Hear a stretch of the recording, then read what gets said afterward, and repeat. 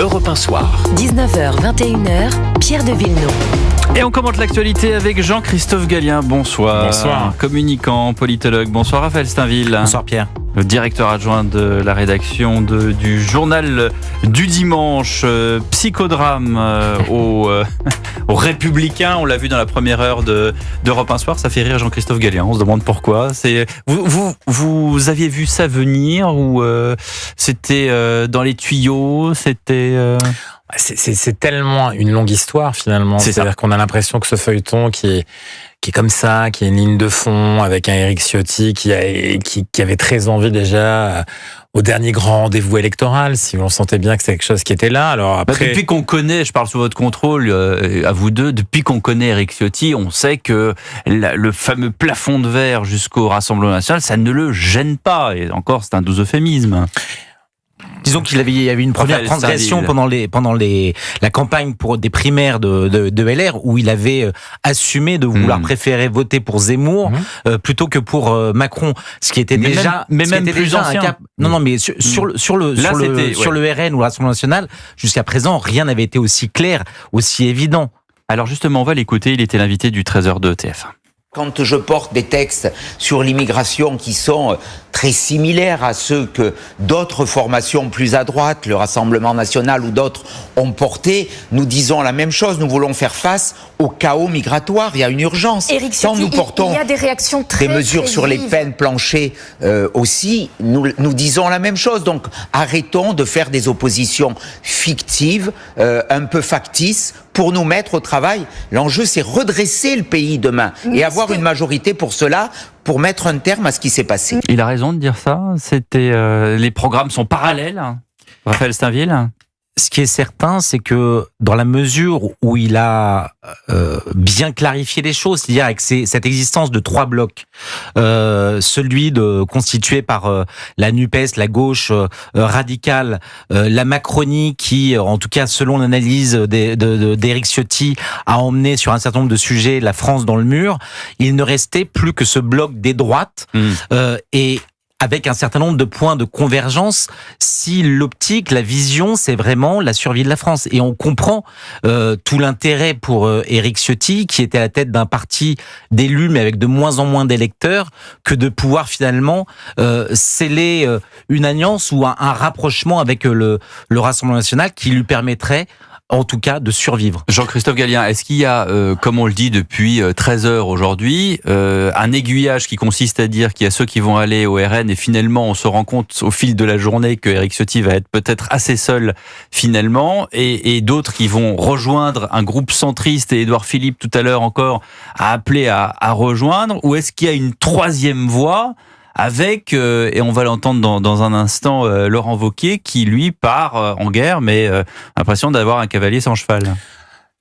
Il y a 3 points finalement. Il y a un dernier point, que celui que vous évoquez, c'est-à-dire est-ce qu'il y a une convergence potentielle au-delà du gouvernement, c'est-à-dire qu'on est dans quelque chose où est-ce qu'on est d'accord sur une vision de société, est-ce qu'on est d'accord sur une manière d'imaginer comment la France peut se comporter chez elle, en Europe et dans le monde. Ça, c'est un point essentiel. Ciotti dit oui. Ciotti répond oui. Il y a beaucoup de gens chez les Républicains en dessous de Les Républicains, c'est un parti où il y a pratiquement autant de gens qui se pensent présidentiables que de troupes aujourd'hui. C'est un peu ça leur difficulté, quand on va de monsieur Wauquiez, qui était très silencieux et qui commence à ressortir du bois, parce qu'évidemment... il voulait sortir en septembre, donc là, il est obligé de sortir. C'est compliqué, exactement, et qu'on va jusqu'à Édouard Philippe. Il y a beaucoup de monde. Monsieur Lisnard, madame Pécresse, monsieur Bertrand... Ils sont tous sur les antennes ce soir. Mais ils sont très nombreux et très différents. Lisnard est sur France 2. Ça, c'est un point essentiel. Et les deux premiers niveaux, c'est ce à quoi essaie de répondre Éric Ciotti. Le premier niveau, c'est comment on fait pour éviter de sombrer définitivement sur le plan électoral. Est-ce qu'on s'allie avec un bateau qui est en train de couler, c'est-à-dire celui d'Emmanuel Macron? Est-ce que vous, d'ailleurs, que Édouard Philippe est en passe de quitter lui-même, d'ailleurs, parce qu'il se rend compte que c'est compliqué? Est-ce qu'on essaie de faire quelque chose au milieu tout seul, en essayant de se sauver? Élection à 2 tours, très compliqué. Élection à 2 tours, il faut non seulement essayer de se qualifier, mais après, il faut trouver des voies pour essayer de gagner au 2e tour. Et puis après, il y a l'accord de gouvernement. L'accord de gouvernement, c'est pas tout à fait encore la vision d'une société. C'est comment on fait 3 mois, 6 mois, 1 an pour essayer de se mettre d'accord, par exemple, sur ce que dit Ciotti. Il dit, je suis pas d'accord sur le plan économique, mais par contre, je suis d'accord sur le plan de la sécurité, sur le plan de l'immigration, sur le plan d'un certain nombre de points géopolitiques. Et donc ça, c'est 3 niveaux qui ne sont pas réfléchis aujourd'hui, qui ne sont pas posés par aucun des leaders. Il y a des réactions qui disent, c'est pas républicain, on les aime pas, on peut pas, on va se trahir, ainsi de suite, mais il y a rien sur le fond. Oui, mais vous aurez noté que toutes les personnalités de droite qui, depuis ce matin, se sont exprimées pour dire leur opposition, leur désaccord avec Éric Ciotti, sont des personnalités qui, aujourd'hui, n'ont pas de mandat à remettre en jeu.